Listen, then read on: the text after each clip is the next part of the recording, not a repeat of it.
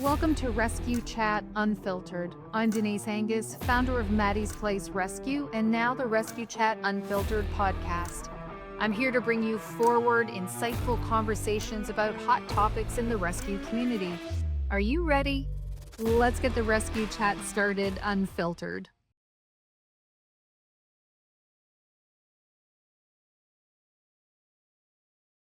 Well, thank you guys for being here. Welcome back to Rescue Chat Unfiltered. If this is your first time here, I appreciate you stopping by. If you are coming back, thanks for being here again.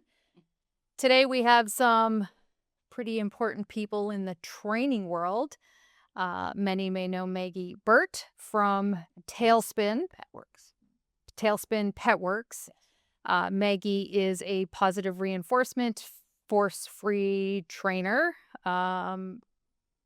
Many years of experience. You can fill us in a little bit on that.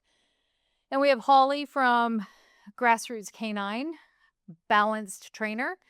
And we'll get more into her methodologies and thought processes.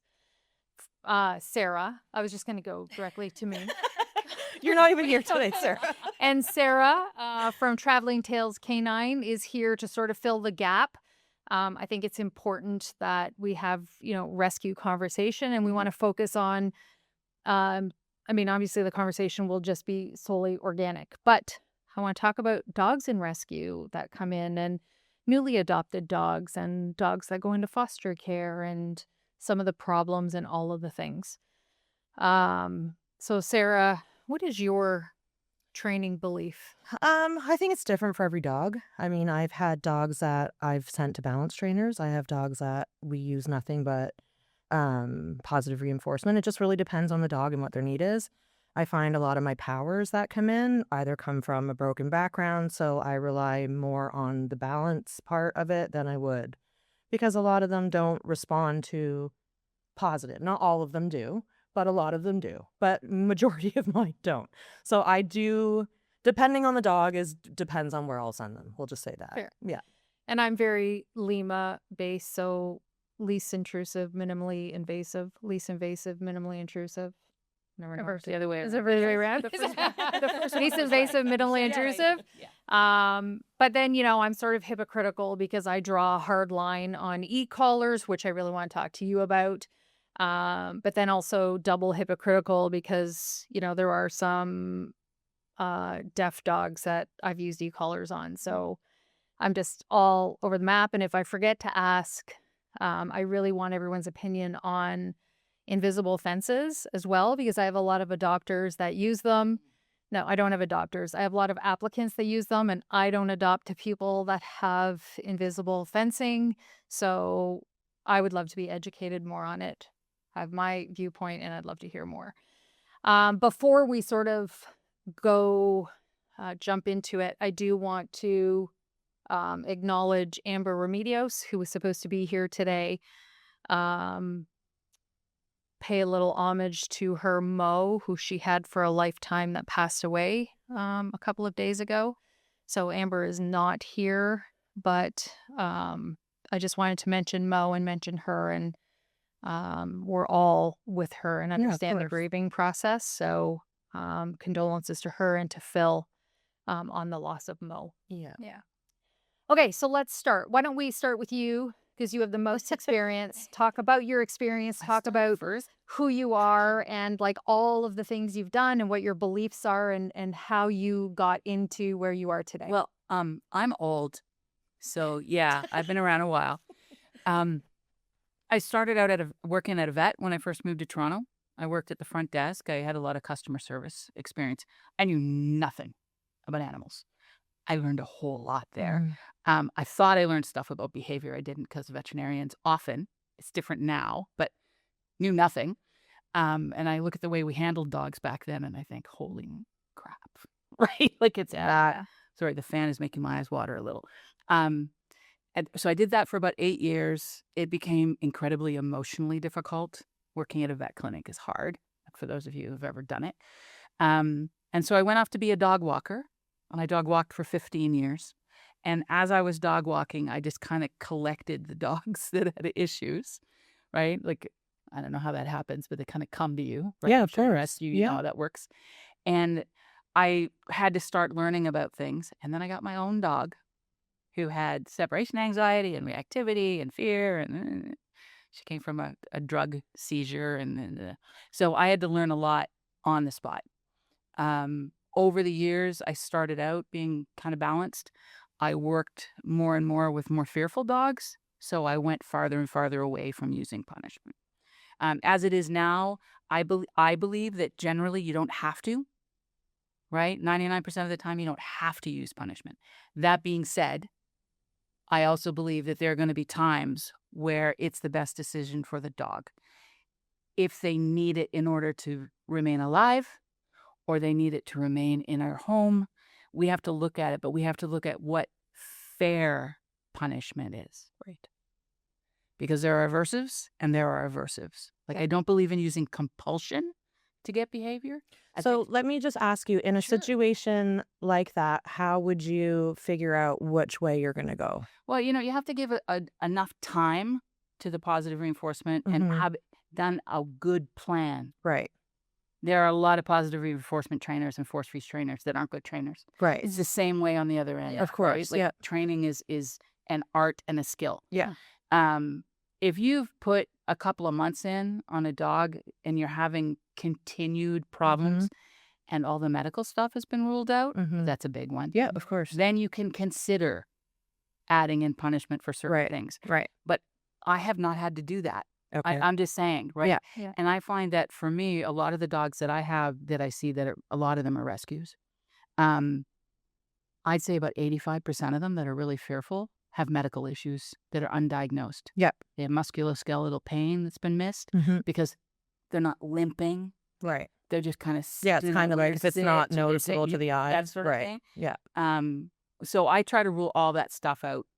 Now, if a client is really like, I want to try something else, which does happen. I mean, sometimes if people aren't a match, sometimes the things that we're doing aren't a match, then I'm happy to refer to people who do. I have a couple of people that I know that do balance training that I know will be fair to the dog. Right. Mhm. Right? Yeah. So there. Okay. Is that Yeah, that's a good And explanation. yeah, Yeah. and I met you probably 15 years ago. I had a dog come in through a vet clinic I was working at with his name was Samson.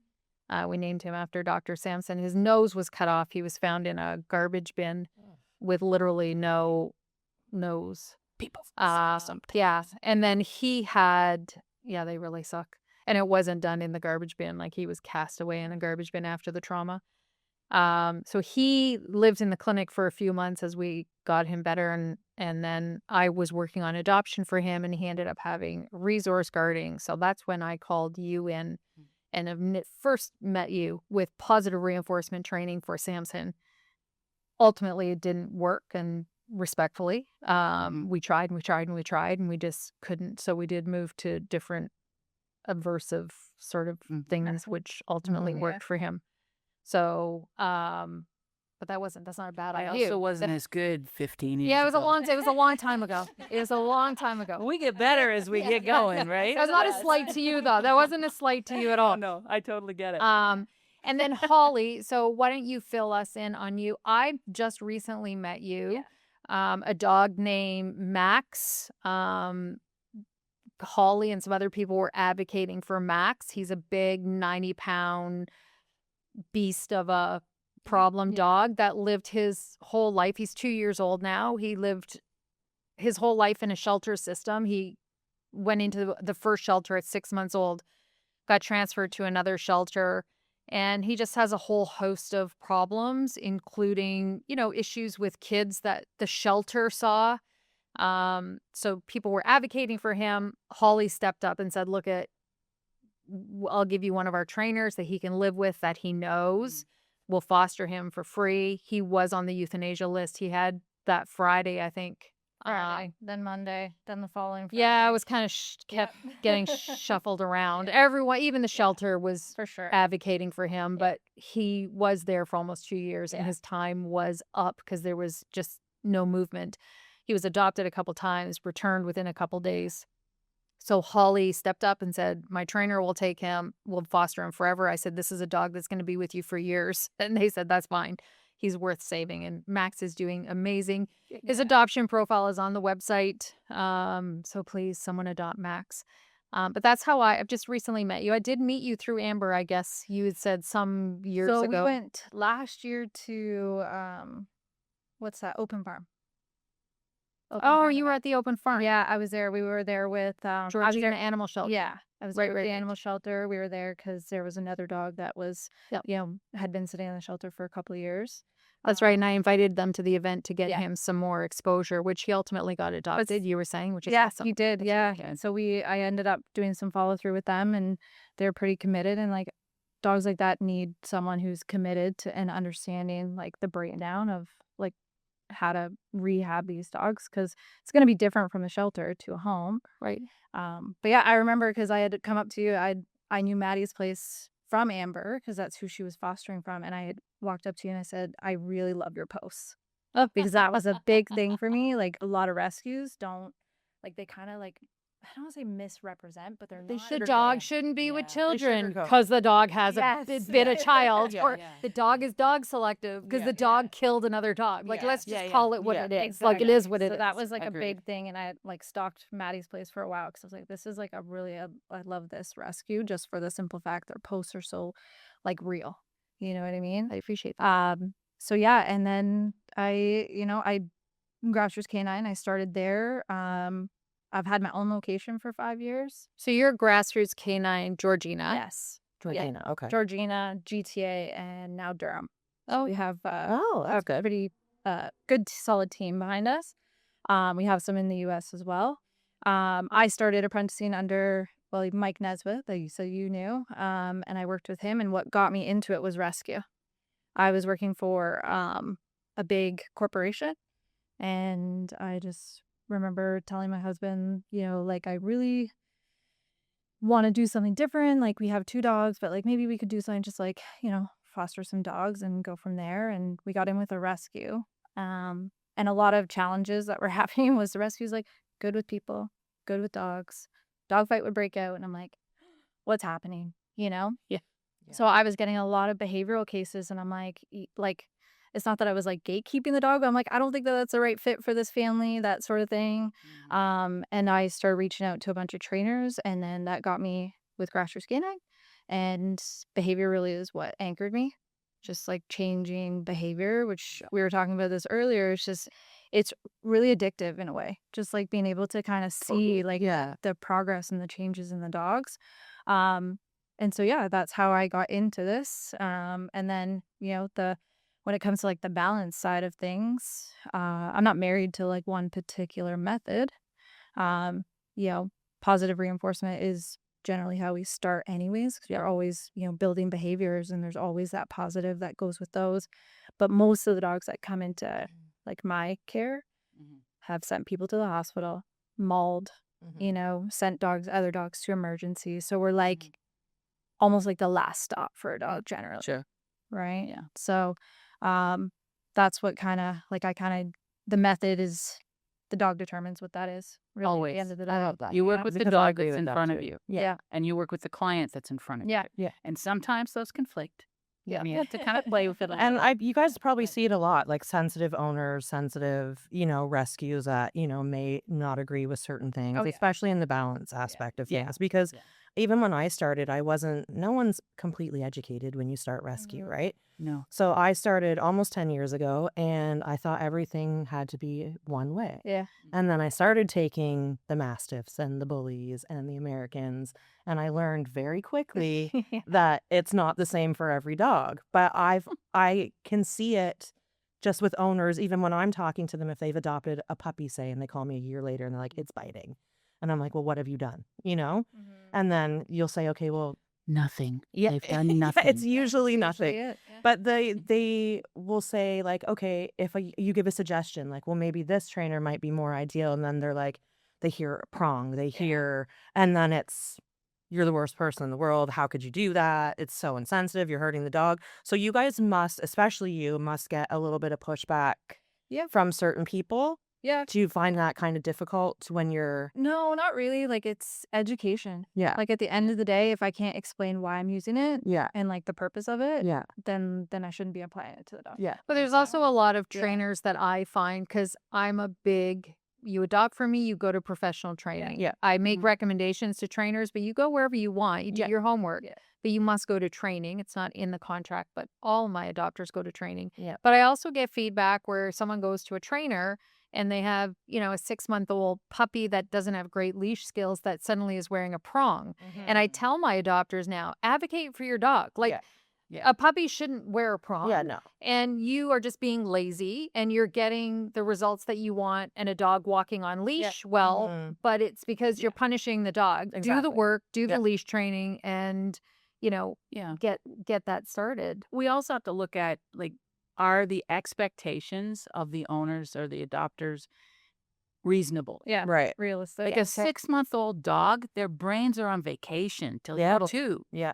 right? So there's management and stuff that you can put in place that doesn't have to be aversive based while you're working through, because loose leash walking is hard. Mm-hmm. It is hard for the people to learn how to do. Yeah. It is hard for the dog to learn. And so I get it when people want to use like a management tool to try to keep their dog, especially when they've got like 150-pound. And that was always my argument, right? Like, I take a lot of mastiffs, and Yeah. I'm like, well, when you're 5'2" and you've got this 200-pound mastiff dragging you through a field, and you're trying and you're trying and you're trying, at what point do you say, okay, let's try? Well, and but you try the other Yeah. things first. Right. You don't just take the dog Yeah. and immediately throw the equipment Yeah. on. I think too, a lot of the time with puppies, especially, is usually they come after a 10-year-old dog, Yeah. right? Or Sure. no experience at all. Yeah. Yeah. And then you have like the expectations on that poor puppy is like, you should be right here. Yeah. Right? Yeah. Always like- comparing, I find. You're right. Yeah. Yeah. Like, and like, I tell clients all the time, like, even when they, like, I do my evaluations and they have a puppy and they're like 8 weeks old, is that too young? And I said, no, that's not too young.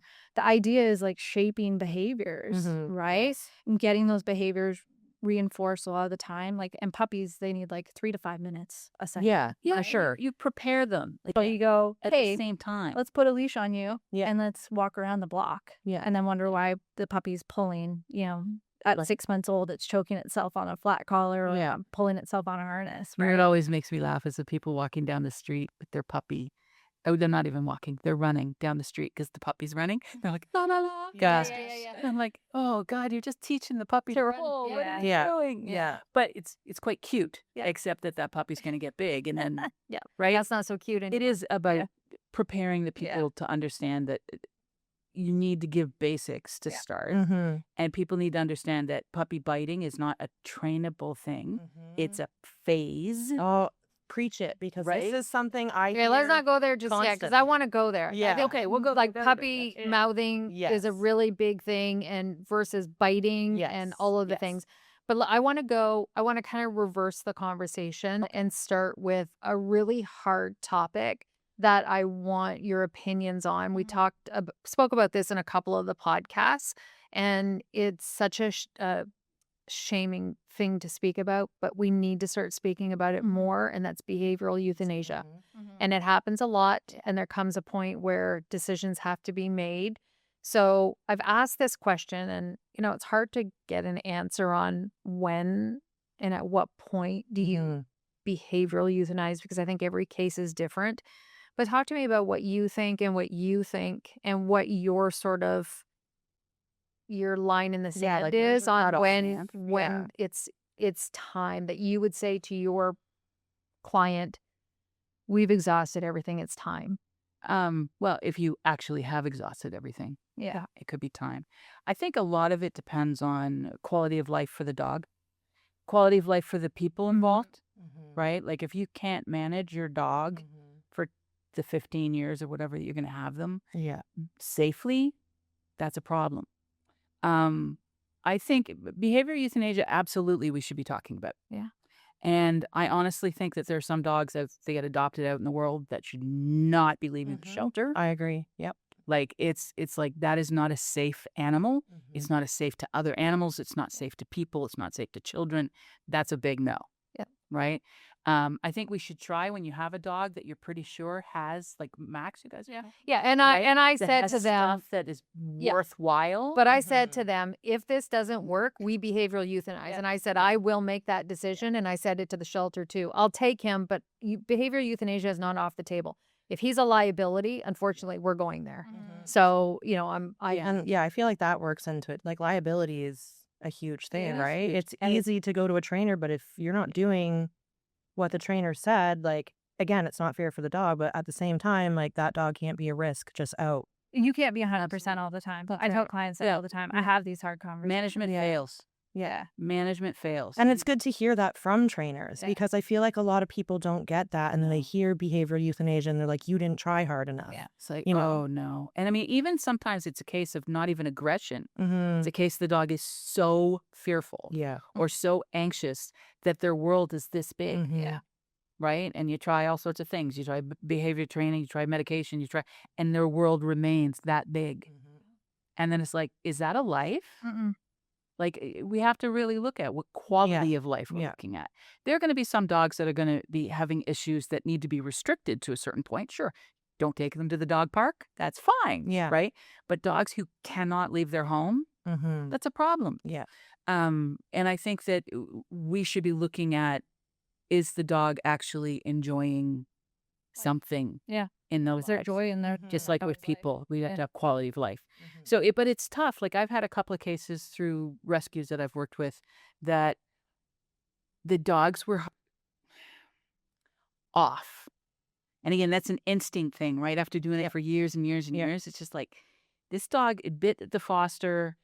It was not a terribly hard bite, but he bit in a response to a trigger, which is Mhm. fine. Mhm. But then he came back and did it again. Yeah. That, Right. Yeah. And I was like, yeah. And he came farther up the arm. Yeah. Mhm. And it's not a big dog, but I was like, what do you do with a dog who's like, I bit you once, please don't touch me. Mhm. And then goes, yeah, I'm going to bite you again. and again and again. Get one more in. Yeah. This is not, Yeah. this is a dog in foster. This is not a dog who's in a home. Yeah. So there's a big difference there as what kind of work you can put in. And when I went to see him and met him, he was just creepy. Like I can't put a, I've gotten a vibe like that before. right? So Like, I just kind of like know the what dog you're just saying. kind of sits Yeah. next at you and you're like, Yeah. oh, hello? Yeah. Is there anything in there? Yeah. Yeah. And so I said, I want you to rule out medical issues, like, because there might be something going on. They took him in and the dog went at the vet. Mm. So they euthanized him. That was the right decision. Yeah. A dog was not going to be safe. And yes, liability, Mm-hmm. but we also have to, like, even just ethically, Yeah, of course.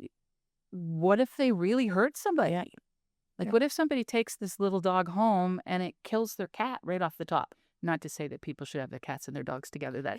I'm just saying. But they do it. We're gonna touch on that, right? Humans are so predictable. Yeah. For sure. But yeah, so it's a tough thing, but you have to go through. I have like a little list of things that I look at, all the things we've tried, including physical stuff and whether it's gone from positive to balance, how much actual work the people have put in, Mhm. what they can put in Mhm. financially, mentally, physically, and the severity of the incidents. Are they triggers you can manage? Like if it's like, oh, it's only guys who wear hats, well, then okay, you can control guys who Yeah. wear hats coming in your house. Yeah. It's not that muzzle train, you're good to go, right? But if it's like, I can't tell when it's going to happen, which is rare, Mhm. but it does Mhm. happen, or there's multiple triggers, that dog is no longer safe to be out there Mhm. because nobody can predictably Right. work with it, Right. right? Yeah. Yeah. So there you go. That's my thing. Yeah. So what's your line in the sand for behavioral euthanasia? When do you just call it? I would say like the same. Like it's, I've exhausted every aspect. I've got the dog back to a baseline or what I think would be a baseline. In ruling out medical, I actually had an incident happen a couple of years ago. Dog sent 2 people to the hospital within 24 hours. Wow. They asked if they could quarantine at my place. I was like, yep, because I have like indoor outdoor access. 10 days obviously go by and I'm the only one that can handle the dog. Dog is very like in tune, very obedient. Worked this dog for 6 weeks. Took this dog out checked its environmentals, everything like that. And then one day my husband sitting on the couch and I was like, hey, I'm going to bathe the dog. Like he needs a bath. And so I'm going to take his collars off and I put a slip lead on him, take him in the bath, bathe him, like manipulated his body, getting him all washed, get him out. And I'm like, I'm not going to attempt the blow dryer right now because, stress, like being in the bath, like I'll put you in the crate and I'll put a fan on you. Well, sure enough, like I go open, like tell everybody, hey, it's a couple hours like after. I'm like, I'm gonna take this dog out. I had to let everybody know because like when people were in my space, you could see him shift. Like he was almost like being like possessive or like guardian of me. So I'm like, hey, I'm taking the dog out. Don't come outside. Like, and the dog had previous training too. As soon as he came out, he like brushed up against my legs and I just took my hands and kind of brushed them along his back just to get like the extra fluff off. Doesn't he just turn and like latch onto my arm? And luckily a good obedience because I said plats and he dropped and he sat there. And I remember specifically my husband came running in and I was like, he's looking at me right now, isn't he? And I could just feel his eyes burning. He's like, yeah. I said, okay, nobody move because like fast movement, just weird. I'm like, let's just problem solve like what we're going to do. Well, of course we train police and military dogs. So we have bite suits, bite sleeves. He's like, I'm going to grab a bite sleeve.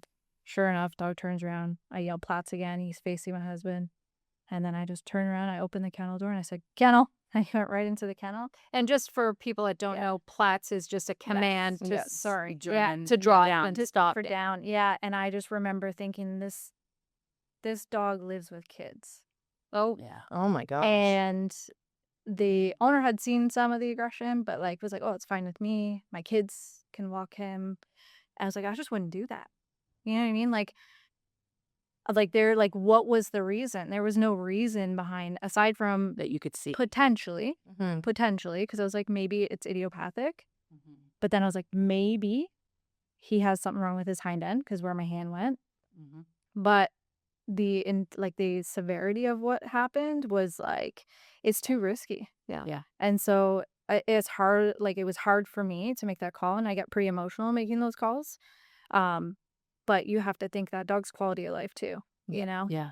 And like you said, like their world gets small, but so does yours. Yeah. You know? For sure. Because then you're like stressed of taking this dog out just for a walk, and everybody thinks that dogs are just willy-nilly, they can just walk up and pet every dog, and you're gonna have something like that happen and he's just gonna turn, right? I've made that call, I would say 3 times, and every single time I made it, I felt like it sucked because it was like, you don't really know what that dog's life was like in the beginning. Could this have been changed? Can the course of action have been changed for this dog? But I think there comes a time where you just have to wrap your head around that. Like there could be some serious damage done to someone. And then I look at, what does that dog's life look like when that damage is done? Well, animal control comes in, catch pulls the dog. Now they're sitting in a guillotine run in a shelter, right? Back and forth. More trauma. And then all of a sudden, then they get euthanized. alone. Without their without kids the people there, And that's a big one for me is like, trying to find a rescue that's going to take a dog like that. Like I get that all the time. Do you know any I'm like, it's really hard to place a dog like that. And at the end of the day, if that dog spent like the last 4 years with you, do you think it's fair to like go and be with that dog in that moment? Give him a nice cheeseburger and some. We actually talked about that. Remember we said in the first podcast, we said there's nothing wrong with having a dog that you've had 4, 5, 6+ years and letting him go. Because there's just nowhere for a lot of problem dogs to go right now. We're in such a overpopulation crisis in Ontario and across Canada that there's just a lot of inventory out there that people don't want a problem dog.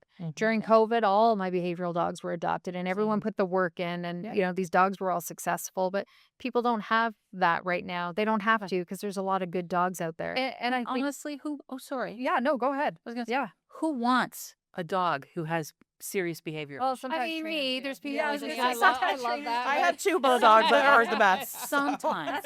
Most people don't. How many trainers are there? I will that take on these right. dogs? I will say right? every single trainer that ends up working with Grassroots K9 either ends up with a wash from a program, Sure. or if they're working for me, they end up with a rescue. It's just the way it is. Yeah. But to to that, like, I think finding the right home and the right placement, those are unicorns nowadays, Yeah. right? Like, I find that some, like, from what I hear, I mean, I try to, like, be not naive to it, but like I'll see some of the dogs and people be like, okay, yeah, this one's on the euthanasia list. And I'm like, if you could see some of the dogs that I deal with, Yeah. that, like, you know what I mean? And so some of those dogs are like, they're being euthanized and they're not like super extreme. So trying to find homes for those dogs that are not super extreme has been challenging. So, at the end of the day, like, the dog could sit in the shelter for 2 years and, like, again, quality of life comes Is into that a play, life? right? Yeah. Warehousing them? It's the same thing with like sanctuaries. Mm-hmm. I'm iffy on them. Like I get it. I get how people don't want to make the hard decisions and don't. But sanctuaries, they often also end up just warehousing the animals. Well, and Maggie, it's- this is it. The sanctuaries in rescue right now are people that have barns that are falling down themselves and they're just stockpiling these dogs and calling. And you think sanctuary and you hoarding. think like, what's that King City Dog yeah. tails, yeah. Great. yeah. That's a great sanctuary. That's amazing. because they have millions of dollars Yeah, to do it. But Yeah. most rescue sanctuaries are not that. And those dogs shouldn't be in those sanctuaries because their quality of life is Yeah. so diminished. Yeah. And they're not, you can't, just because it's just like And calling you're right, yourself it's a just rescue them doesn't mean you're a being rescue. put into their kennel, and They're you in gotta figure the barns. majority of them aren't dog. dog friendly, right? So like they're isolated. You like how much one-on-one time and how much stimulation are they getting while they're in places like that? And it just ends up making it worse in the end. Like I know there was one that opened up, I want to say a year or two ago up north, and they were promoting that they were a sanctuary and they were all about behavioral dogs and we're going to take this, that, and the I other. remember, wasn't that husky one or Yeah. husky one or Yeah. something? Yeah. So then I got a message from them saying, well, we have this dog and we can't keep him and he's this, that, and the other. And I'm like, but aren't you a sanctuary? Like, I'm just a rescue. You're a sanctuary. Like, I thought that was your jam. Like, you have a big sign that says all aggressive dogs welcome. So, like, why all of a sudden is this Not this aggressive one. dog not welcome? Yeah. And I felt like it was just them not wanting to make that BE call and think, okay, well, if we find a rescue, they'll see all these things and then they'll do it. Yeah. And I just said, No. sorry, but if you're going to take a dog, you need to learn to stand behind that dog. And you need to put the training in and you need to put the money in and you need to put the effort in. A lot of rescues do not have any business pulling half of the dogs that they pull. And I it agree. ends up being the complete opposite for these dogs that could have had a chance had they been in the right hands. Yeah. But everybody wants to So- be the hero, right? Like, Even so, people push BE onto other people all the time. mm-hmm. All the time. And it's Mhm. like, put on your big girl pants Yeah. And Yeah. just do it. and deal with it. That's right. It's not easy. It's never going to be easy. You're going to feel like you failed. Yeah. There's the whole, like, I mean, I've only done it 3 or 4 times as Yeah. well in the many years. And each time I think, oh my God, I suck. Yeah. This is horrible. Yeah. That poor dog. And then I'm like, okay, wait, but it was still the right decision. Yeah. Regardless. You have to, and like your emotions are going to be there. Like you're human. You love animals. That's why we're all here. But yeah, like sometimes those really difficult calls. And it has to be Mhm. okay to talk about it, and we shouldn't be shamed and not talk about it. And there's always feel going to be a owners shouldn't be keyboard. shamed No, either. no, I say that to them all the time. Yeah. Social media is going to do it Yeah. anyways, though. Yeah, you don't, like, not every dog is going to, like, fit in your lifestyle. Yeah. And if you don't have the means and, you've exhausted all options, like, that's okay. Yeah. know? And rescues, like, we don't have a magic wand. No. People really like, I not get either. so many intake forms that people are like, my dog bites and this and this and that. And I say to them, if I take your dog, I will have to pay for board and train. I will have to do all of the things that you Could could be do. doing. Yeah. That's right. So I'm no different. I don't have a magic wand that I wave and your dog is going to be okay. Yeah. I take behavioral dogs when I can afford to take them and send them to board and train and give them what they need. But, owners need to understand sometimes you have to euthanize and it's okay because there's just no options for your dog. Mhm. And most rescues can't take behavioral dogs. There are very few of us that Yeah. take behavioral dogs that can manage them. Absolutely. I almost sneezed there. You also have to look at, like, are the animals being assessed properly? Yeah. Because I think that's where sometimes you get dogs that lose Mm-hmm. that shouldn't have lost. Well, and I also feel like when rescues are pulling shelter dogs, for instance, like that shelter dog is not going to be the same shelter dog when you take that dog out of the shelter. Yeah, they need to So like decompress and- exactly. And I feel like that is a lot of rescues go wrong in that aspect where you're not seeing decompression time, you're not seeing crate training, you're not seeing like minimal effort that could save you a ton of problems in the future, but they're just not like they don't know or they're not equipped or they don't have the resources. I So think let's a lot talk of them about don't that. have the resources Yeah. to do an So appropriate time. let's go there. So a dog, let's go from a foster or a newly adopted dog standpoint. So this dog comes from wherever through a rescue and is now going into a foster home. So first night, apparently the dog doesn't have behavioral issues. So so this new dog comes in and I can tell you, my fosters want to bathe the dog, walk the dog, feed the I dog, know all the let things. kiss the dog in the face and do Their all the kids things. are all near it. Yeah. This is me, like as a person who has Yeah, like gives you the I'm like, ick. oh You're God, like, don't touch them. And people think I'm like, she's such a bitch because I'm always like, don't kiss the dog, don't touch the dog, put the dog in the crate, let the dog decompress, don't take the dog outside. Like, and they're like, oh my God, like Yeah. she said it. But you need to do, this is what we need It's to still an animal. Yeah, and So I let's- feel like that is the Yeah, biggest shed them on misconception the too. tail. Is like It's still an you animal. still own an animal. And they got canines. So you're a first time foster Yeah. and a rescue says, great, the dog is coming over. We'll be there, at 6:00.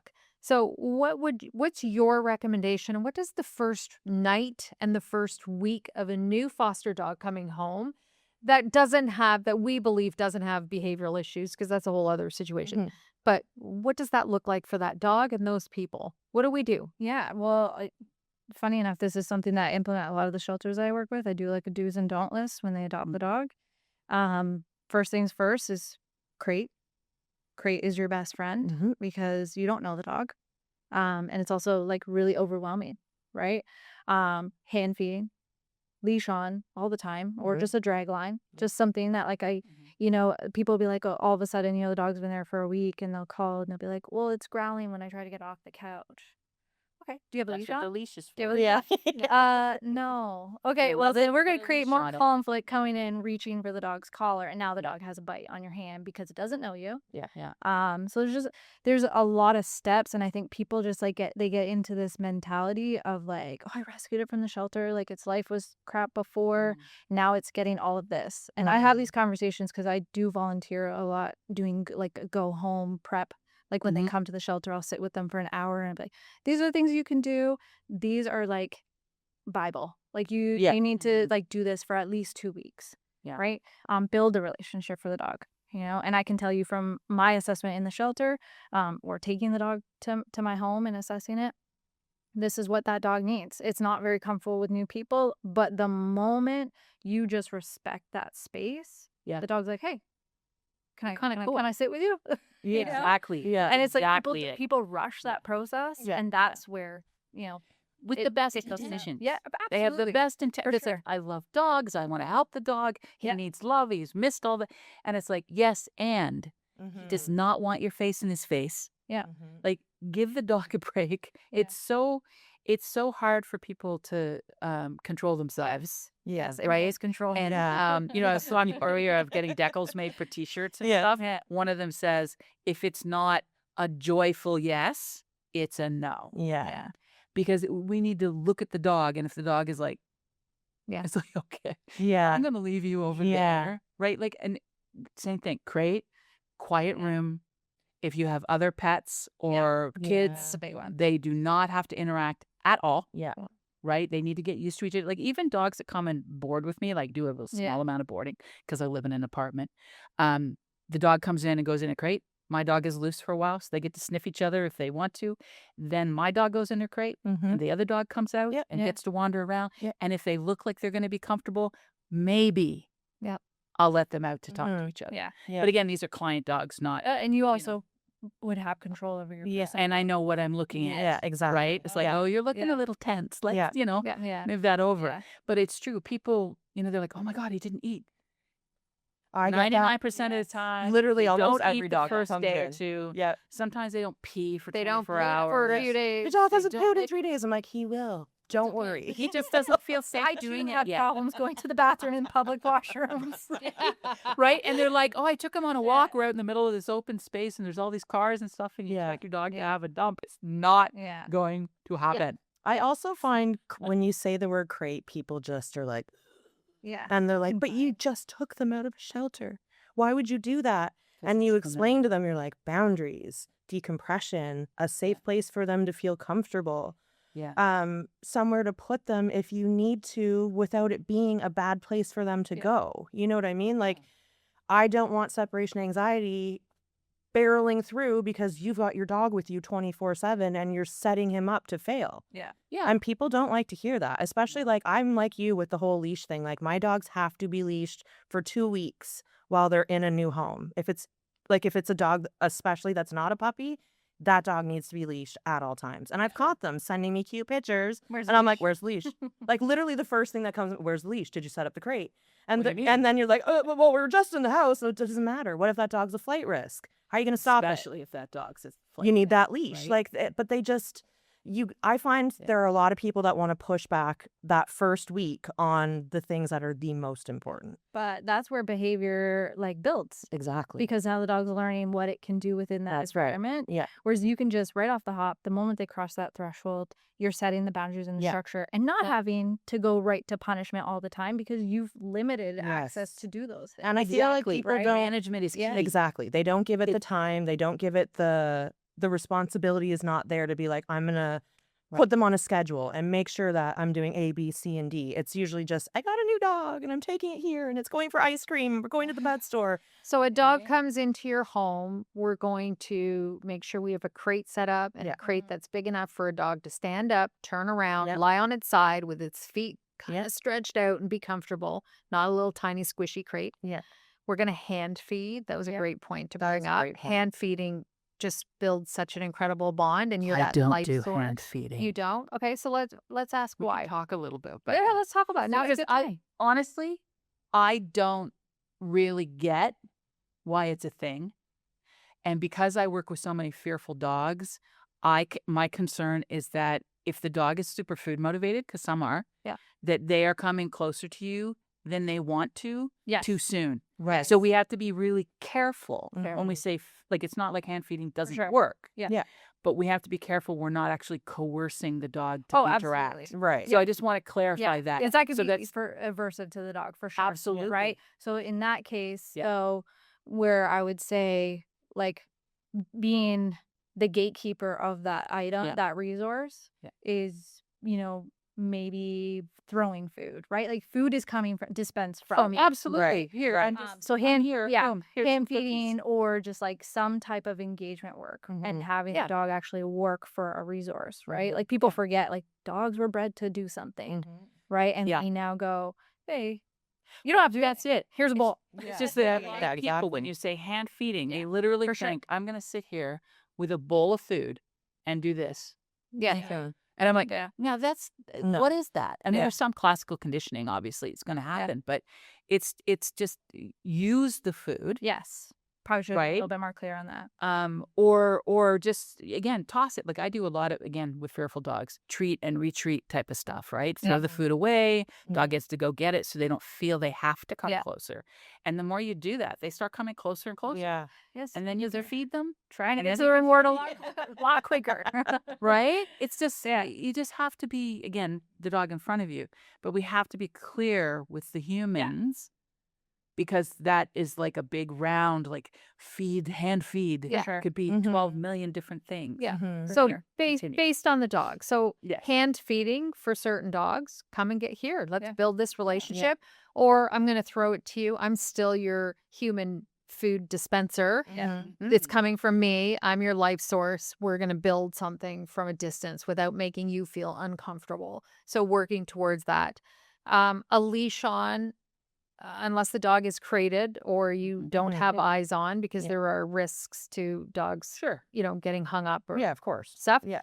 But the dog, you should have full control of that dog at all times in your home. The first week, 2 weeks. I've had dogs leashed for 2 weeks.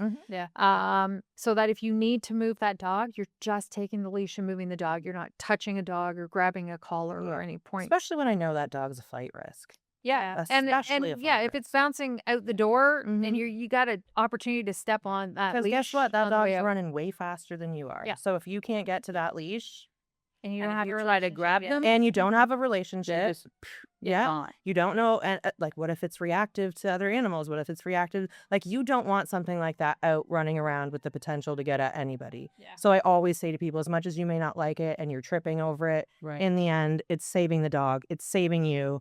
And it's just something that I ask people to do. If you can't, then you can't foster for it. And then Sorry, there's a howling dog. yeah, I heard it hear too. it's a siren going and a dog howling, and I think a human was in there as well. Sorry, continue. So we're gonna try and stay home with the dog and not take the dog to PetSmart and to your aunts and to your neighbors and introduce the dog to all of the things. I think we can agree. I'm not a trainer. I'm just stay home with your dog for the first week and just build that relationship and get that dog comfortable. Assess how the dog is in your like in a like your home's not technically a sterile environment, but it's pretty like predictable for the dog every day. Yeah. Right. Understand what that looks like there 1st. Mhm. Your backyard, your front yard. Yeah. Then start putting a little bit more. Yeah. Well, it's just like That- training. It's Yeah. generalizing, right? Yeah. You start somewhere easy. Yeah. And as they start to feel more confident and look like, and you're kind of sure they're not going to just nail somebody, whatever, then you can start adventuring a little bit. Well, and it's like that, right? It's new sounds, Everything. sights, smells, Yeah. people, know the- environment. Like, it's all of those things.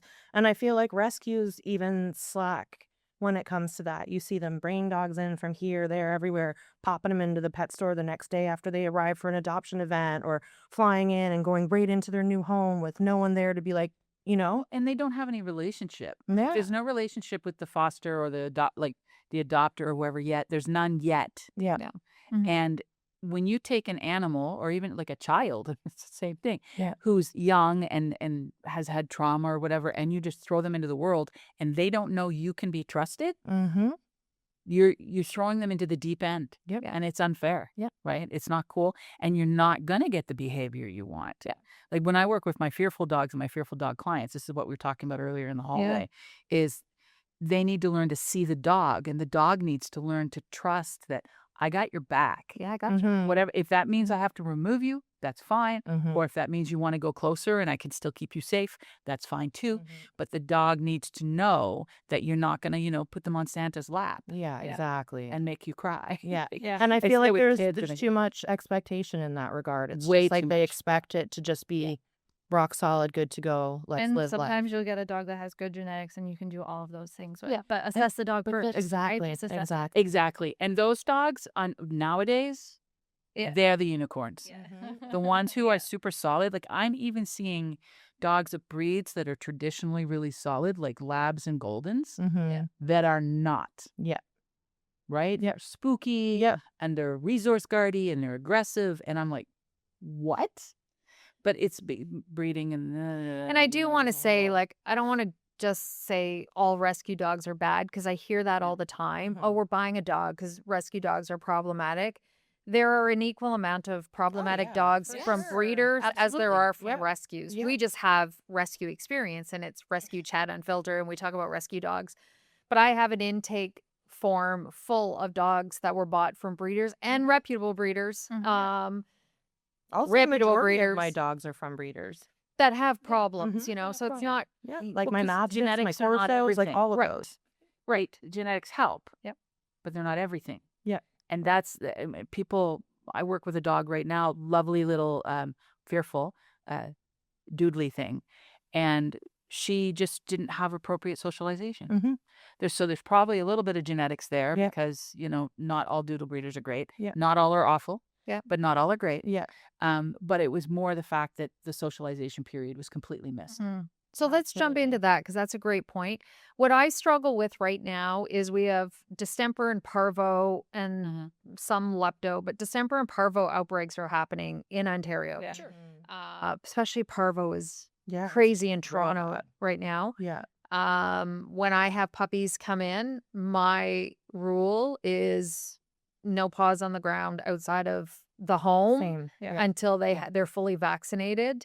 Um, Mhm. it runs us into problems of socialization, So it how do shouldn't. we so how do Yes, we yeah, do that's- that? actually, I that's a love great this- point I to love find this out. conversation. I say to my fosters when they have their second round of vaccines and the dog is vaccinated, your neighbor, your family, and not just my dog's vaccinated because people don't know, but you are sure, then you can start, having dogs over. Yeah. But so- how do we socialize and help these dogs that can't go out Okay. into the world? Especially when that we're aren't talking, vaccinated? about little babies. Puppies. Yeah. Okay, so first, more dogs are euthanized for behavior issues than die of parvo. So let's just parvo is awful. Don't get me wrong. Yeah. And it's one of those diseases that supportive care is the only option. Yeah. And they make it or they don't. It is what it is. That being said, there are ways to safely socialize a puppy as early as 8 weeks. You carry them in a bag. Oh, that's what I do You take too. them I in your send car, backpacks. you put them in a stroller, which many people find very embarrassing, but hey, we're in the modern day in Toronto. People don't care. Yeah. Right? Put them and take them out. They don't have to be on the ground. They don't have to meet dogs. Socialization for puppies after 8 weeks is not about dogs. Right. It's about handling and sounds and smells and textures and people and whatever. Experiences. So we don't have to, and again, they don't even have to interact. They Yeah. just have to be exposed positively. You see the big guy waving a flag? Here's a cookie. Yeah. Good job. Yeah. Off we go. Yeah. Right? That's what socialization is. You do not need to do anything risky. But what really, this is me being sarcastic, so just, so you know.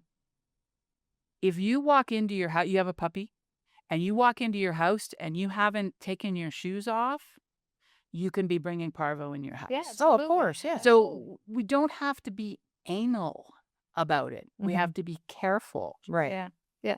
Because the risk of having fear and aggression and stuff later, because the dog hasn't been exposed to things, is bigger than one puppy getting sick. And it's like, again, I'm not minimizing parvo, but it's the reason so many of these dogs have issues is that they're missing out on those good opportunities when they're young and learning to learn. Yeah. Right. That's why we start training so early. Yeah. You get to learn how to learn stuff, and then they're easier to train later.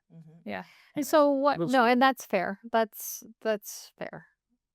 Yeah. I also think Right. too, like, you don't need to be taking your puppy into like these department stores. You could just roll up out in the parking lot, take your dog out in the parking lot. It's seeing these things. Yep. You pack your dog back up and you go. Exactly. Right. Yeah. And so there are ways around it. I mean, obviously there's going to be risks no matter what.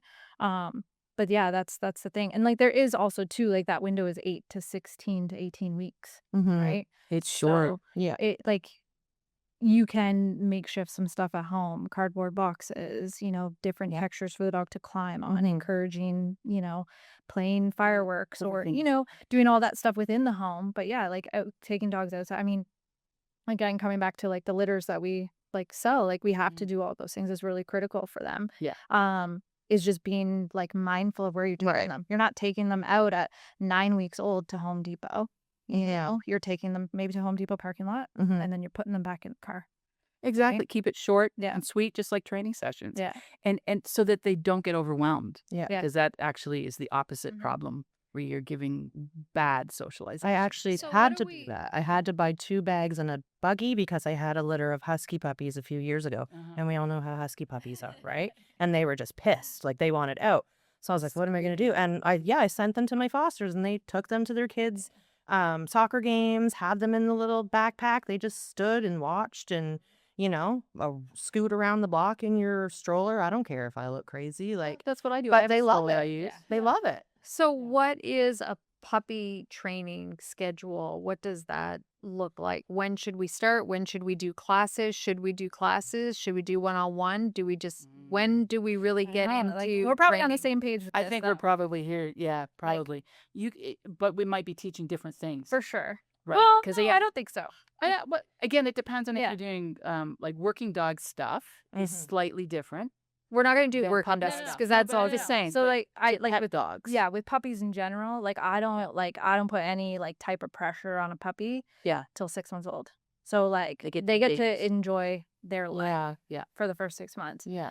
So talk about pressure, Holly. When you say you don't put pressure on, what do you mean by I don't put Like don't have big expectations? yes. And you're not like Yes. forcing Because most the people calm, sit, like stay I- down. Yes. Yeah. Like I show up to a lesson, someone's like, "Oh, my dog can sit, my dog can down." I'm like, "Cool." And they're like, "Sit, sit, sit, sit." Right? And then you're like, "Okay." So then you have like this, 4-month-old puppy that's Down. Yes. Down. Sit. So He knows this. Yeah. And so like for me, like because at some point I'm sure we'll get into the conversation is I have a Dutchie and I have a Mal, and one was training for, he was a police prospect, and one was my personal dog.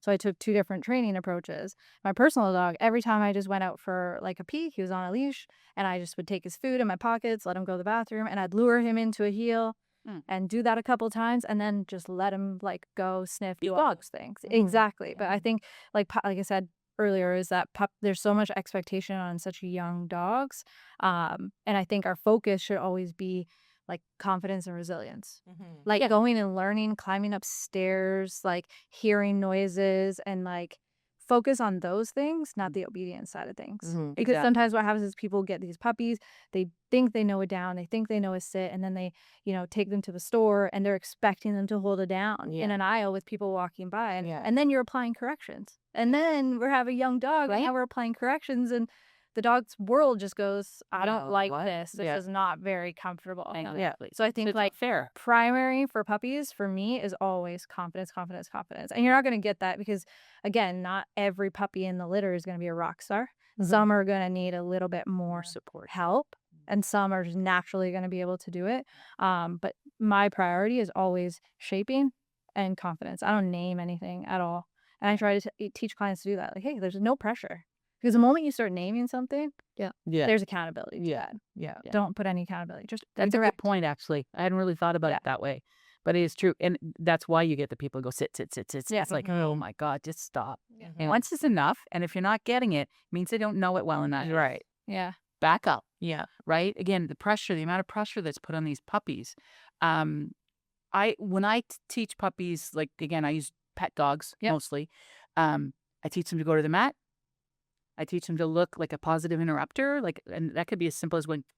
Yep. Yeah. They love that. way. Oh yeah. Right? they The love puppies it. are like, it's like a magic magnet getting you to cut the puppy to Whole body's going. yeah, it's amazing. And then we work on, play. And I like to try to start a drop right away for resource guiding purposes. Yeah. Because people will take things from their dog. Oh, of repeatedly, course, their yeah. puppy, and then their puppy hits 4.5, 5 months old, and starts going, try on. Yeah. Try it. Yeah. That is not But your teeth are stronger than your hand. Yeah, so they kind of create a little bit of resource guarding, which is not good. But again, we start out with lures for drop, and then we put it on a cue, and we fade the lure because that's what people don't learn. Yeah. So yes, puppy classes, yes, but with a trainer who understands how to teach the basics of training. Yeah. And at To what age people. would you say? Oh, as soon as you get, well, not as soon as you get them home. You have to give them time to make sure they don't have parvo or Yeah, of cough course. or Yeah. whatever. Yeah. But within 10 days or so, Yeah. Like right? away. with a Yeah. puppy class that cleans well and Yeah. provides all the safety type of stuff, and not a puppy class that's all play. Play is Yeah. good, Yeah. but it should be controlled and they should be matched properly Yeah. and all that. But it really should be about, look, there's people. Here's a leash. This is what we're going to place some cookies on the front. Like just stuff. Yeah. I have a ball pit and stuff that I use. I have ramps they can run up Yeah. and down. And I rent a space, so I don't have all that stuff all the time. But I spend one of the classes. So it's a lot of environmental stuff and Yeah. not sit, Absolutely. stay, Yeah. heal, Yeah. be obedient. It's more Has nothing to do with confidence obedience. building I want through my dog to environmental. walk into an environment and be like, I got this. Yeah. Like, you know what I mean? Exactly. It's just like, they're just like, I want them to feel invincible. Yeah. Because when the time comes and push comes to shove, correction is going to be needed. And I do not want my dog to crumble for that. I want him to just understand black and white, like that was really wrong. Yeah. And the rest of the time, he is living his best life. Yeah. Right? Well, and that's, again, when we're talking about different methodologies, yeah. I am not permissive Mm-hmm. I mean, I have my ideas about what I think is okay for a dog to do, and it Right. might be different than other people. Right. Right? Like my dog sniffs stuff. I don't care if you just look at it, whatever. But I think we also have to look at, can we just let our dogs be dogs Mm-hmm. and still have them safe? Right. So if my dog is being an idiot, which, I mean, she's a goofball. She's not an idiot. She's actually a really nice dog. But if I see her staring at another dog, she's a shepherd mix. So she's like, Yeah. are you looking at me? Yeah. Right? I get excuse me. Yeah. So, oh, what? So, don't do that. Yeah. Oh, okay. Yeah. Okay, good. Come over here. Good Yeah. cookie. Like, so it's not like there's no correction. Yep. It's just a really mild kind Right. of like, hey, bud, I'm not going to let you stare at that dog because explosions are going to happen. Yeah. And we would prefer that not. Yeah. Of course. Right? Yeah. But she can handle that. Mm-hmm. But if I yell at her, she's done. She's Yeah. like, Yeah. oh, I can't. Yeah. So I don't. And I'll say, that's why but it's not something I do. A good like thing on that too is like, I mean, we don't get to decide what the dog deems as that. Like Exactly. what is like enough for them.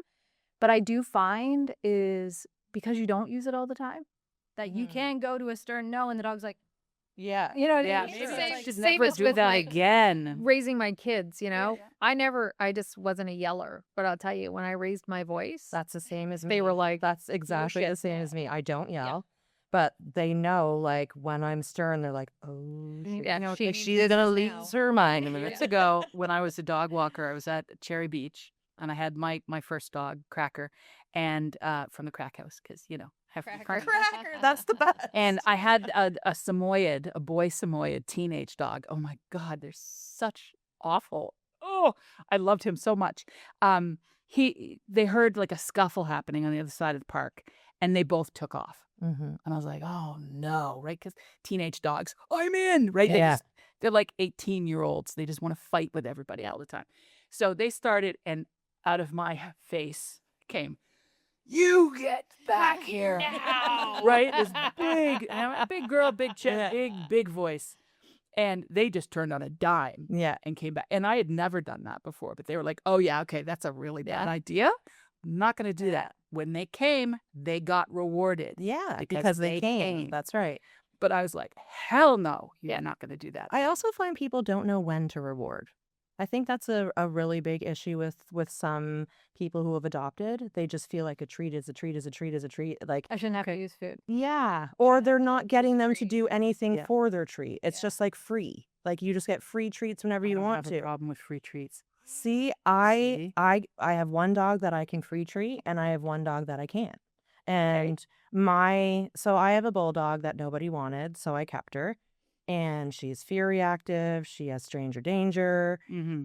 But when my back gate got open and Amazon was at the front door, Oh no. guess who ran? Not the problem. I said, Choco, stay. She stayed. Stupid fat Tulip, the friendliest bulldog in the world, chasing the Amazon guy down the street. I call her to come back. What does she do? She jumps in his car. And I'm like, oh my God, like, it's so embarrassing.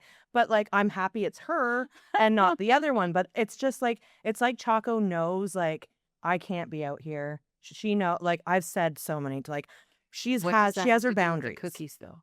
The cookies. So Choco won't come for a cookie for anything. Tulip will come for a cookie, but Choco, I've learned to train her in different ways that aren't treats. So she loves a toy. She loves. So you're using reinforcement, Right. The conversation we were having about whether treats are free or not. So I'm just Okay, trying to so get my head around the. I make Tulip work for her treats, Okay. but she won't come back for a treat. Choco will work for toys and will come back for a toy, but won't come back for a treat. So for Tulip, is that what Tulip, you said? yeah. Her value is in the greeting the people. It's not She- in the dogs. yeah, Or not in the Loves cookies. people. That's Yeah. the problem. And My she dog's thinks the same. everybody likes her. She likes people. And I try to explain, like, I know she's a dog, but I talk to her like she's a human, even when she's bad. I'm like, you realize not everybody likes you, right? Like, some people might be nervous walking down the road, and she won't. She only ran because the gate was open. Like, I can open the front door, and she won't take off. Like, Yeah. I don't know what it was in her that day that she thought, I'm going and I'm not coming back. Maybe the UPS guy or whatever's. Yeah. Oh, no, he like ran. cookies. He ran. That's He was like, why. no. Oh well, then she's gonna chase. That's why. Yeah. Right? That's exciting. Do So, not run. I guess I just want to know, when you have a dog, like, in a situation like that, like, how do you, what's the best way to train that dog to come back if they're not treat motivated? Okay, so if people are valuable to the dog, Mm-hmm. then you use something called the Premack principle, right? Which is just named after a guy, so you don't have to remember that. But basically, it's using a behavior that you're 99% sure is going to happen anyway Mm-hmm. as a reinforcer for something that is less likely to happen, which is coming to you. Right. So I used it with Cracker on prey, so on squirrels. I took her down to Ramsden Park on a long line because she one day ran in front of a car. And I was like, not going to happen again. Right. Right? Took her on a long line. She'd see a squirrel. I'd hang on, just like on the end of the leash. Squirrel, squirrel, squirrel. Right. Squirrel, right?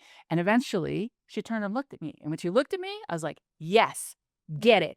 And I let her chase it up a tree. Mm-hmm. Now, again, I was making sure that there was a tree there. Of course, You're yeah. not harassing wildlife or killing Yeah. wildlife. But the more I did that, the faster that look at me came. Mm-hmm. And the more I could redirect her back to Mhm. me. And then I was like, now you only get to see 1 or 2 of the squirrels. Right. The rest of them, you're looking at me and we're doing this instead. Yeah. So you take the thing they want and use that to reinforce something else. So I would be like, come to me, good dog, go say hi. Right. Come to me, good dog, go say hi. Right. If that's an okay thing for you and for the person, Right. right? Yeah. But you can practice that so they start going, hey, can I go say hi to that person? Mm-hmm. Because what we want to do is teach the dog to control that impulse. Right. So that you can give them permission Right. to do the thing Yeah. rather 'Cause than just chaos. she'll come, like she'll do anything in the house for a treat, but the moment she gets outside and there's a person, it's like everything's out the window. And that's just a training difficulty. That's Yeah. all it is, right? Making a plan, Yeah. generalizing it Yeah. gradually. Yeah. Like the little fearful dog I was talking about, we were working this week on people coming into the house because she just loses her poop. Yeah. And we had to break it down. And the owners, it took a while to get there where it's like, we're going to start with my assistant is going to knock lightly on the door. She's not going to come in. Right. And then it was like, now you're going to go to the door and you're going to unlock it. And now you're going to go and you're going to open the door. And eventually you're going to invite her in. But we had to do each little step because if we had the person come in right off the bat, even if she was throwing food or whatever, Yeah. it would have been a complete failure because the dog could not do that. Right. So same thing, you're going from inside to outside. Yeah. Maybe it needs to be inside into your backyard, onto your driveway, Right. onto your sidewalk. Right. And then you can have better Yeah. expectations. Yeah, because she's just a rude greeter. Okay, I'll let you guys. You can hire her for training for your dogs. So guys, Sorry. we actually surprisingly don't. trainers. We don't have a ton of time left, so I want to keep it. I know. I'm like, I never get the opportunity to be with such great people. Okay. So we got a lot of ground to cover and Okay. like 30 minutes left, so not a lot. We got to watch our storytelling. So when it comes to some big things that we see is separation anxiety and resource guarding. So let's start with resource guarding. So how do we avoid a dog, starting to resource guard? So what do we do in the early stages if we're lucky enough to have that opportunity? And how do we deal with a dog that comes as an adult dog that now resource guards? Food is what primarily we see. So I know there's lots, but let's start with sort of focus on food. Aside from just, feed in the crate, logical steps, but how can we help a dog like that management. resource guards? And how can we help a dog avoid Are we picking that talking behavior resource up? guarding towards people or resource guarding? People and other dogs in the general, home in resource general. guarding. Yeah. Yeah, I mean, there's different ways. I mean, first and foremost, I just say like don't mess with the dog like while they're eating. Let them just don't Because there's so much of I'm gonna take the food, I just give the wanted to food, check take the food, to see if I can take it. and it's a like, bad idea, yes. right? Like It's a we all very bad agree, idea. putting your hand in the dish while the dog is trying to Yeah. eat is a bad idea. Like let's stop doing that. Because like dogs see things in pictures. So you're creating a picture, and I always tell clients, like especially like when early, like they're young, like oh yeah, I can take this way or I can take this way, and then I'm just like at the end of the day, there's gonna come a time where your dog's gonna have something super valuable, and that they can predict you're gonna come and they're going to resource guard, and you're gonna be like, where did this come from, right? Yeah. So like just don't create that. Just don't go in there, mess with them. Like nobody wants to be bothered while they're eating, right? Exactly. I always say that, if you came to my plate, you get stabbed with a fork. Yeah, exactly. And I'm not a violent human. Yeah. But Now- don't mess with my food. Yeah. Yeah. Toys, like That's another one I was going to say. Toys seem to be a big. because we make ourselves a competitor. Right. You Yeah. know what I mean? So like when I'm working with resource guarders, I like do 2 of the same thing, Yes, multiple right? toys. And, I want, and a big part, because you were talking about like, hand feeding a dog can be aversive to some dogs. Well, so can me, like going in and getting the toy and touch. Sure. So if I'm dealing with like a significant resource guarder, I'll get them to like the toy to come alive with a flirt pull. They'll be on a long line. I bring it to life. They're playing. I have like a long line. I round pen them. So like they're parading around. They're feeling good about this. And then as they go, I like pull another one out and then they'll spit it out and we keep the game going. Yes. Right. And we're not creating conflict with anything that's in. So you're just trading. Yeah. Yeah. And Yeah. then you add a cue. Then you Yes. can add your cue. Like- I did Yeah. that with Shebang, my dog now. Yeah. She's very toy motivated as well. And I used a 2-toy game right off the bat. And what's really interesting is if you do it often enough and the dog really enjoys it, it's super easy to generalize. Mhm. Like I never worked a lot with drop like food items. It just wasn't Yeah. a thing I really worked on. And one day she picked up a chicken bone off and I just went drop. She went, Yeah. It's like, involuntary. spit it because right you out. worked on it so And I was much, like, right?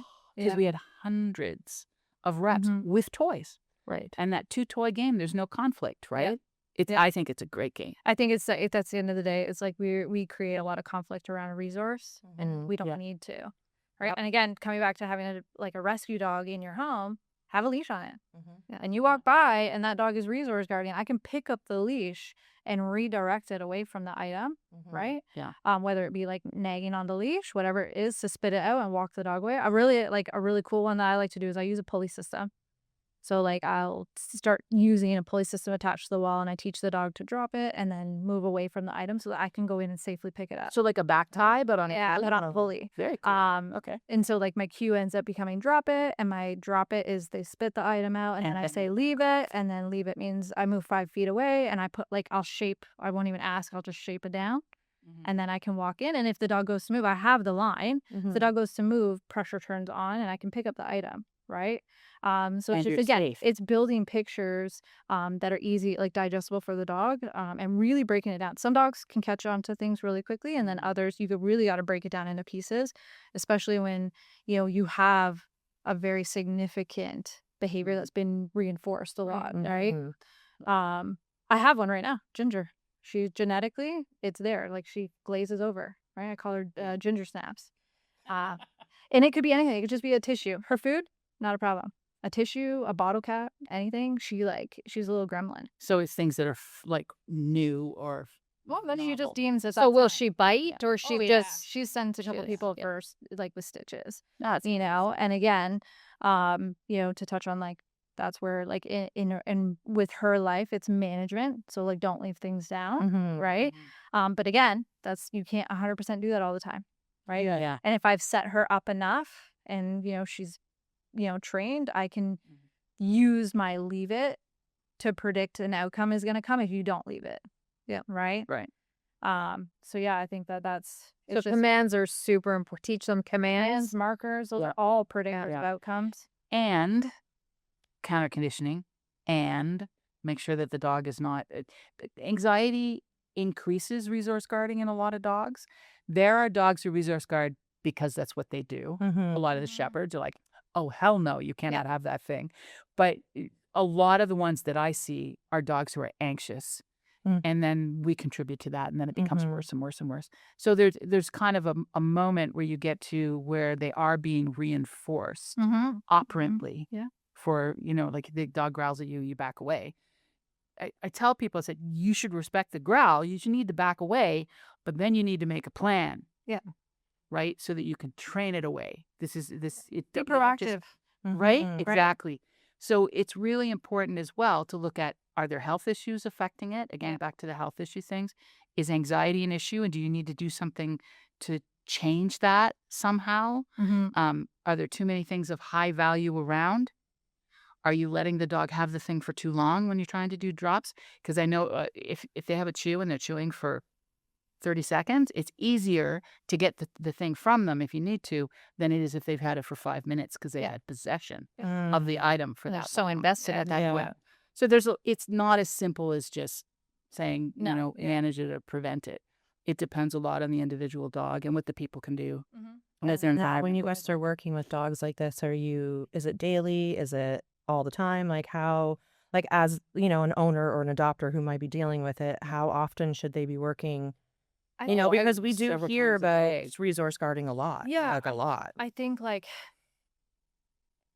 at the end of the day, like even when a dog comes for a board and train, say for that specific issue, and we've worked on it for 30 days, I tell the client like 30 days from here, you have 30 days to change that habit. Mm-hmm. So like be mindful of not leaving things around. Right. But also your training scenarios with your dogs need to be intentional. Right. You can't just go in and be like, well, Holly taught you not to resource guard, so just don't do it. But it's like, no. I'm gonna like That's what have I my dog expect. in a room, in a crate, whatever, and I'm gonna set up like tissue on. And that's what I did with Ginger. You set up tissue on the floor and you're ready to go. You're prepared to handle that situation in the moment. Right. Because again, dogs see things in pictures. So Right. like what they were doing in that environment previously. I use the reference, I think about like someone who's an addict. Mhm. You go into an environment, they OD, and then they have to go to rehab and they come back. They Yeah. have to learn to like navigate that environment. again. Exactly. Right. And to touch on that point with like anxiety, like that's a big one, biggest one for a lot of contributing factors to behavioral issues. And I tell clients all the time, like think about what the definition of anxiety is. Mm-hmm. A persistent worry that something is going to happen, right? So how do we manage that with our dogs? Predictability. Yep. Providing them a predictable structure, right? A framework to work within. And then what we do is when those things are very predictable and it's very clear the dog understands those, I can start lifting up my guardrails and now setting them up in new environments. But predictability is really important. And I tell clients all the time, it's not like predictability that you're coming in and you're saying like, 9 a.m. you're getting your breakfast, Right. 5 p.m. you're getting your dinner. It's predictability in behaviors and expectations. Yes. Like if I'm going to go for a walk, right? Is it predictable for the dog to understand what that criteria is? Right. If I say heel, you're in a heel. There's no barking, lunging, growling. You're not sniffing the ground until you're on a free or a break, whatever that might be. It's very predictable to the dog. And that's like when I say like we give the dog some framework to work within, can really help minimize anxiety. Right. Right? We just kind of let them go willy-nilly and figure things out and then wonder why these things happen. Mm-hmm. But sure. to come back to the point of like the expectations we need to be setting on like our fosters or potential adopters is like these are really important to provide your dog that structure, understand it, and then start giving more freedom. Right. But people are like, I laugh about this because people, when they hear us trainers like harp on like structure and like really rigid things to do, but they look at my dog and they're like, but I want that. Mm-hmm. That's a lot of work that went into It's a that. lot of work. And, like keeping my Dutchie very structured to have him be able to be off leash on 10 acres and chase a squirrel or a bunny if he really wants to, or jump into the pond if he wants to. Yeah. When people say like, I just want my dog to be a dog, well, 6-foot leash, a Mhm. backyard, like those are great, Mhm. but we're still restraining dogs. Right. Yeah. Right. We're Right. still, depriving them of certain things. So I think people just need to I say short-term pain, long-term gain. You No, put in the absolutely. time and you put in the effort now to get a dog like that. I think too, we have to, because we're talking about different methodologies, is that the word structure is one of those ones that has kind of a negative connotation in the force-free world. Like the other end, I'm not at that far. I think you guys can see that. I'm not back there. But Not that there's anything wrong not with that it. there's anything wrong with it. But it's just we have to be careful with words. Words carry different meaning and in different cultures, kind of thing, right? To me, structure it doesn't have to be rigid. No. But it has to be every time this happens, I'm going to do this. Yeah. Good or bad. Every time you make a good decision, you're going to get a cookie. Right. Or you're going to get a toy. Or I'm Right. going to say, what a good dog. Yeah. Whatever it is that the dog likes. Once you created that predictability, you do create more confidence. Yep. Right. And it's just like if most people nowadays have anxiety, right? Especially after post-pandemic. And so when I talk to my clients about it, I'm like, dogs who are anxious are like people who are anxious. They need to feel they have some control. Mhm. And when you have things that are predictable, that control is there for them. Mm-hmm. They say, I can do this thing and I know this is going to happen, good, bad, or otherwise, Right. that they have predictability for it. And I think when we talk about structure itself, regardless of methodology, we just need to talk about be consistent, be clear, Mm-hmm. don't be an ass to your dog, Mm-hmm. right? So that they can trust you and you're not like a flibbertigibbet and all over the place having different rules all the time. 50-50. I like this. I don't like that. Mhm. Sometimes I allow you to do that. Sometimes You can be on the couch. Yeah. Sometimes you get raise your hand. Sometimes you don't. Yeah. Yeah, consistency is big. Dogs on the couch. Yeah. I always make the joke when people start hearing me talk about structure early on in training plans and stuff. I was like, you could only see how I live. You would be like, you're a trainer. Like, I have like dog blankets all over my couch. You know, if I'm doing the dishes, like my Dutchie, he'll jump up on the counter. He drinks from the tap. Like, those things don't. Because you don't. Yeah, those things don't bother me either. I like those things in my dog, and I'm not gonna like crush him for doing those things. And that's why. But like again, like all that training I put into place is for safety at the end of the day. Yeah. Absolutely. You And that's know? what training should be. Like Mhm. when I talk to clients and they're like, well, again, your dog must be perfect. My dog is far from perfect. She comes when she calls. She knows to drop it and to leave it.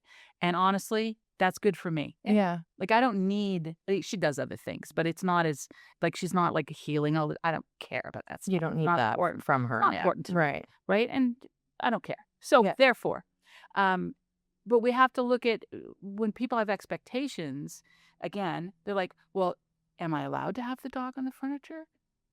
If your dog Do you resource think guard- you're not allowed? Well, Yeah. Again, it depends. If your dog resource guards the bed against your husband because he got up to go to the bathroom in the middle of the night and then comes back and the dog is like, Yeah. that's a problem. Dog is not allowed on the bed Yeah. anymore. Yeah.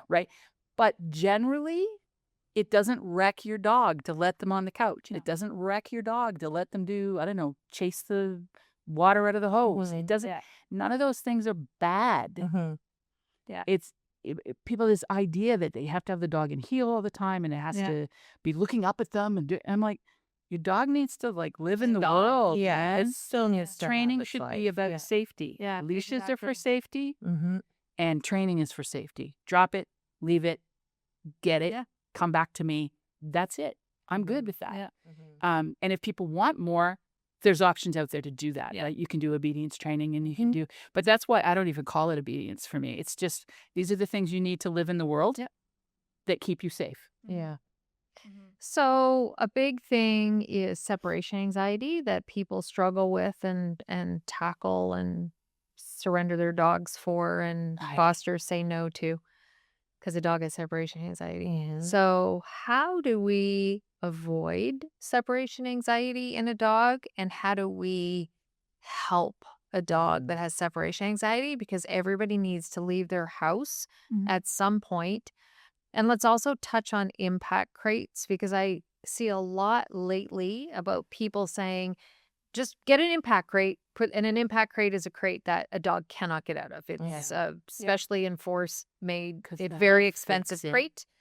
What's that? Because that'll fix it. Yeah. And I mean, as somebody that has claustrophobia, I always say, like, if you throw me in an impact, I'm going to die. Like, I Yeah. promise you, Yeah. I Yeah. relate heart to a attack, dog. probably. I am going to die. I'm going to fucking freak the fuck out. Yeah. I am going to die. Yeah. So don't do it to a dog. Yeah. But I see it now where people are like, just get an impact crate, put the dog in, All the it'll be time. fine. It's Mhm. not. So how do we deal with separation anxiety and how do we help I dogs think, like separation anxiety at the end of the day, like true and not separation- FOMO, but Yeah. true But separation true anxiety. separation anxiety, like there's a lot of codependency on the handler, right? Like I see it all the time when dogs get dropped off. Like they can't exist without their handler being there. Yeah.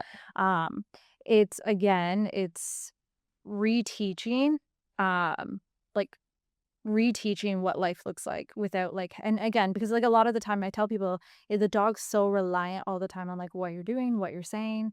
When you're not there, like they crumble. They don't know, right? So how do we get doing that? Well, we can teach the dog again, put it in some framework, teach it some behaviors, things to do when they're feeling stressed, right? And condition some of those things. Crate is obviously helpful, but that's not the be all end all. I will always look at like how is the dog living at home, Mhm. right? Like how, like, do you just let the dog come to the washroom with you, and hang out? Or like, are you taking the dog? I mean, I take my dog everywhere with me. Yeah, I do. It's a lot everywhere. And it's funny, but he doesn't like, if like when push comes to shove, if I'm there and I go to leave, he doesn't want to stay with my husband. He's like, oh, I'll come. But again, if I tell him to down or whatever, I can calmly walk away from him and he'll like regroup, and my husband can take him inside. So again, it's like just putting in strategies to help not have the dog sit in that prolonged state for such a long time. Yes. And Right. so we get people who say, but I never leave him home.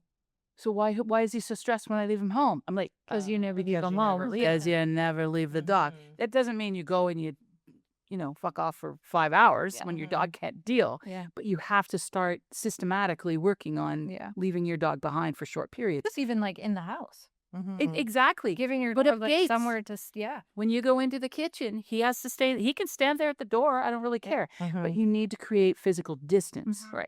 Right. Yeah.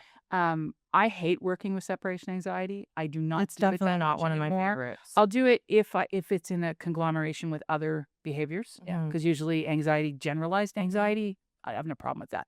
But strict, serious separation anxiety, I refer out because I have trauma because my first dog had severe separation anxiety. Right. And I'm That's a just like, lot. nope, It is a lot. can't do it. Not doing it again. Yeah. And so when I got shebang, I was like, this dog must not have that. Yeah. She has a little bit of FOMO because she likes to join in. So they get a little like in the crate when I leave for about 10 seconds. And then she's like, oh, I guess I'm not going. Yeah. And it's fine. But you have to build that safety. Yeah. And people, it's hard because real life is, you got to go to work, you got to go to school, you got to do things. But there's ways that you can create it where you're building that up. Putting them in a tougher crate is not the key. And some dogs do have confinement anxiety. Oh yeah. And as soon as you get them out of the confinement into like maybe a room that's gated versus a crate, Mhm. dog's like, oh, I'm good. Yeah. I got a couch. Yeah. I'm in. We just pulled a dog, Wiley, from a local shelter that was literally, they'd come in the morning and the kennel was full of blood. He was just self-harming, and they were going to euthanize because his quality of life was just over. sure. He couldn't stay in the shelter another day. And, he went to a very experienced foster, thankfully, that stepped up to foster for me. And the first night he was squirrely, bouncing off the walls, even like a closed bedroom for me. Yeah. But he was just, he needed out. Like he was Yeah. trying to literally climb the walls. But we got him on Clomicalm, and medication is not a bad thing. I think thing in yeah, and so many people are against it, and I just say, if we have mental health problems and anxiety, we should get medication and do the same for your dog. But Wiley's doing great. Like he's got his medical support. He's learned to just, life is okay. Good. I think too, sometimes that the anxiety and the separation anxiety, like, and in my experience as well, is like biological fulfillment. Like, what are we actually genetic? Yeah. What is like the dog bred to do, and can we find some type of substitution to take the edge off?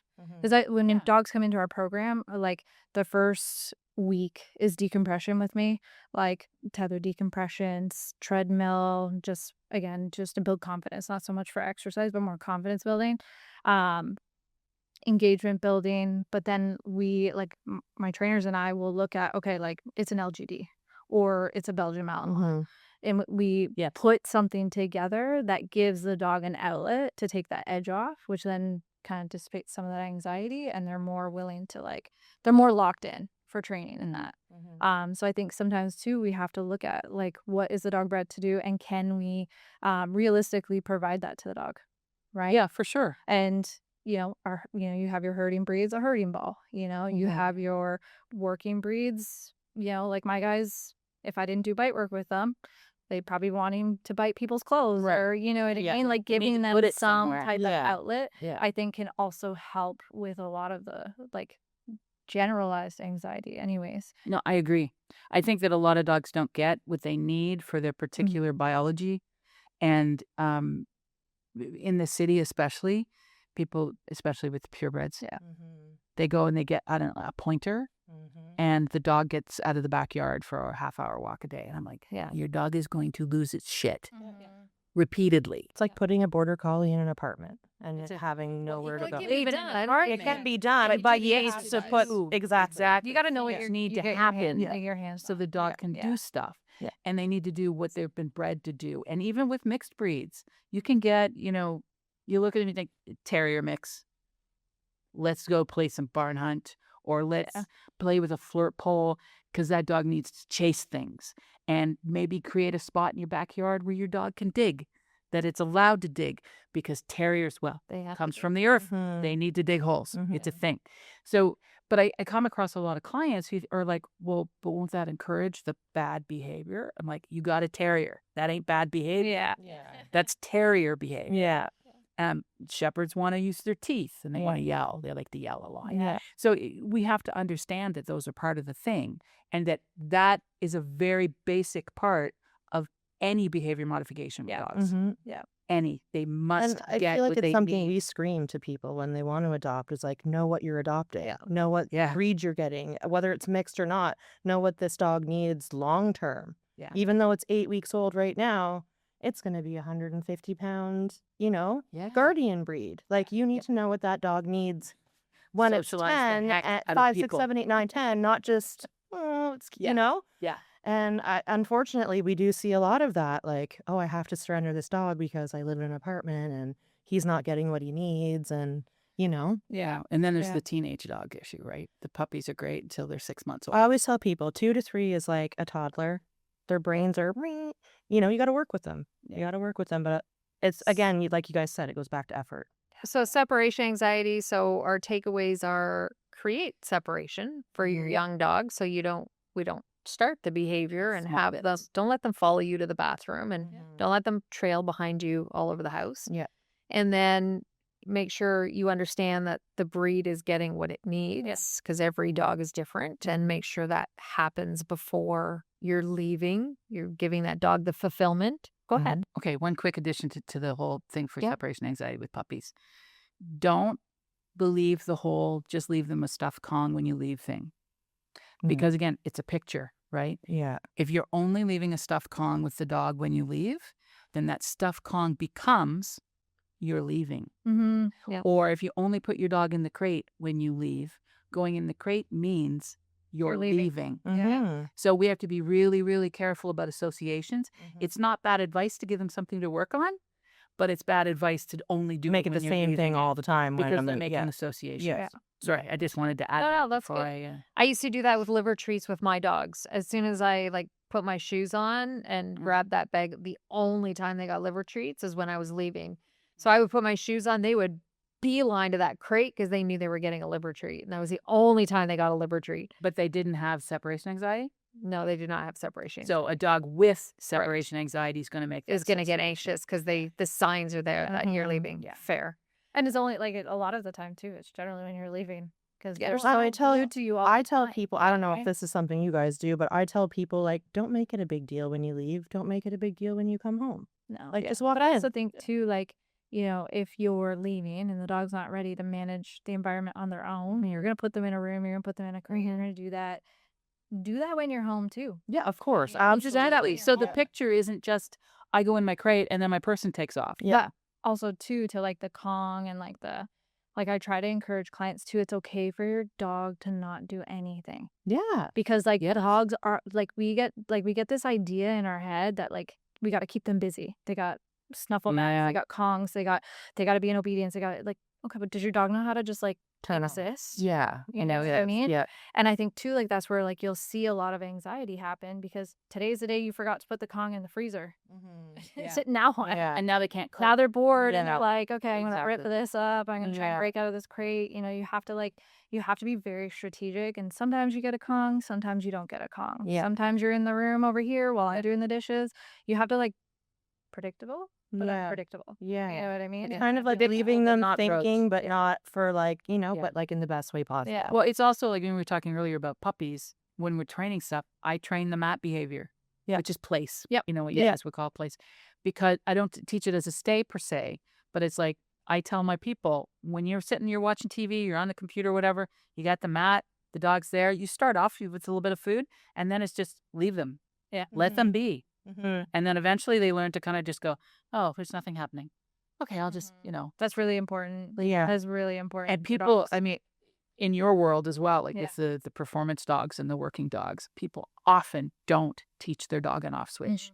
And then they wonder why their dog is a nut, Yeah. Yeah. right? Mm-hmm. You have to teach them it's okay to just like daydream or have a nap. Yeah. It's all good. Yeah. I do this regularly. So when puppies come to me, it works out really well because I'm like, I'm going to go in the crate and I'm going to give you a little chewy for a minute so you'll be calm. Maggie's And then I'm and when I get up, we'll go outside, right? And then the puppies get like, oh, I'm in the crate. Oh, okay. We're having a nap. Okay, we're Yeah. good, right? And then they graduate out of the crate eventually. But it's really, if you start creating that, it's okay to just not do something. You get a much more solid dog. Yeah. I think too, and I come back to this because I had to have a conversation with a client yesterday. They had a Malinois, and I'm not like a trainer that's gonna be like gatekeepy and like don't get a Malinois. Like but I will educate you on like what this dog What they you need. think like this dog. Oh, it says it's an active breed and you got to have an active lifestyle. Okay, all right, but what does active look for you? Yeah. Not agility. Yeah. You know what I mean? Because at the end of the day, you can ride your bike with this dog or jog with this dog. You're building stamina now. Yeah. You know what I mean? But So this like, isn't what you- like it's more of like when they say active, like your dog. Yeah, those things are part of it. But also we come back to like the biological fulfillment side of things, and people really negate that. Yeah. It's like Need to use active their breed. I'm gonna brains. hike. I'm gonna do all these things. Dogs are gonna come everywhere with me, and it's like they're great for that. But you also, to the other side of it, you have to like meet their needs as well, right? Or you end up with behavioral. Yeah, exactly. And I think that, again, it's about finding the balance because, yes, they need mental stimulation, especially the smart dogs. They need to like puzzle solving and figuring out how to get in and out of things, which if you teach them to do that can sometimes be a problem. But generally, it's good for them to learn those things. And then there's the other people who exercise too much and don't do any mental. You've got to find a middle ground that works for everybody. Yeah. And that will vary depending. But if you've got a smart dog, and I have to say most of them are smarter than we think, they need to have both. You can't just expect your dog to just lay there all day. No. And you can't just run them to death. Yeah. And I see a lot of the dogs that I see that are anxious are actually overstimulated. Yeah. Yep. I would Right. agree. Yeah. Too much time at the daycare, too much time, free reign at the dog park. It is the city. People are going to go to the dog park. Yeah. But you can't just let your dog go for 3 hours a day because you want them to be exhausted when they get home. That's not healthy in any way. Yeah. You gotta teach. Yeah, they gotta learn. And mental is just as important. Let's talk about defining mouthing, and in puppies and adult dogs, not just puppies, mouthing, nipping, biting. Because a lot of fosters and adopters and people wanting to surrender their dog, they get them all mushed up. Yes. So what do you, Holly, define mouthing, nipping, biting? You can jump in or we'll come back. Like, well, I mean, like puppies are gonna do it regardless, and we have to be prepared for that. It's again managing a puppy, because I always make the joke that I'd rather be nipped by an adult dog than a puppy. I hate puppy teeth. They're so sharp. Yeah, but again, a lot of like when I see that, it's either like they're teething, Mm-hmm. or the dog is just overtired, and like Tired, hungry, need to pee. Yeah. we can go, here's a toy. And dog goes, okay, that's good for 2 seconds. But wait a second, you're way more exciting because you're moving. You're like telling me no, you're ripping me out. Like, you know what I mean? So like dogs will start to learn that it's really exciting to engage in that work with you. So, and then you have like mouthing. There's like excitement around that. Like where the dog will just be like, I just recently had a dog. He just get really excited. He just caught me. He starts like doing this. Yeah. Right. Yeah. And again, I think it like in my observation is he's learned that that was acceptable early on. So it's really about managing it. And then you have like your biting, which is there's intent. Like what is the dog trying to create? Like what is the outcome that the dog is trying to have happen? Generally it's space. Yeah. You know, a lot of it in my experience that I deal with when it comes to aggression is insecurity, right? Where the dog's just like not really knowing. like, you weren't listening to me when my posture was this way. You weren't listening to me when I looked at you this way. So this is the next step, right? Exactly. So I think that when the biting happens, and again, it's not for all dogs because, it's you have to make your assessment, but it usually comes from a place of insecurity, and or breed genetics. But yeah, I think there's definitely a difference. There's intent behind one, and one is, curious or The engagement. yeah, Exploration. Yeah. Mouthing is like Yeah, a big because I think word. mouthing is exploration. It tends to not be very hard to start, at least. We tend to accidentally escalate it by doing a lot of this. And oh no, don't do that. Yeah. Right. And Stop, especially stop, with the stop, active stop. dogs, if you do that, like the yelp thing, people tell them to go yelp. Oh, yeah. I'm like, my dog would be like, I'm in, Yeah. right? Yeah. Shepherd. It's like, oh, this is fun. So we have to look at mouthing is just about they want to engage and explore the world. They don't have hands and they're like little baby toddlers. Yeah. And they need to put everything in their mouths, and that includes you and your clothing and whatever. Yeah. So that honestly is again that phase they go through, and it starts to get easier around 12 weeks, and then at 14 to 16 weeks it comes back because then they're losing their baby teeth. Yeah. Mouthing to me is usually an arousal issue. Again, I see it a lot in teenage dogs. They get frustrated because they're big feelings about everything. And so they get like, I'm just going to grab you and your clothes and things and leashes. And that to me is mouthing. Yeah. A bite is absolutely has an intent. I was just going Back to say intentional. off. Yeah. Whatever the reason behind the back off can be a million different things, but it is back off.